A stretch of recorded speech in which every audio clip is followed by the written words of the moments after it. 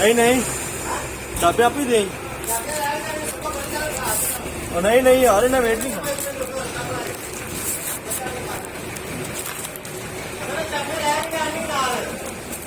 चाबी फिर अच्छे दी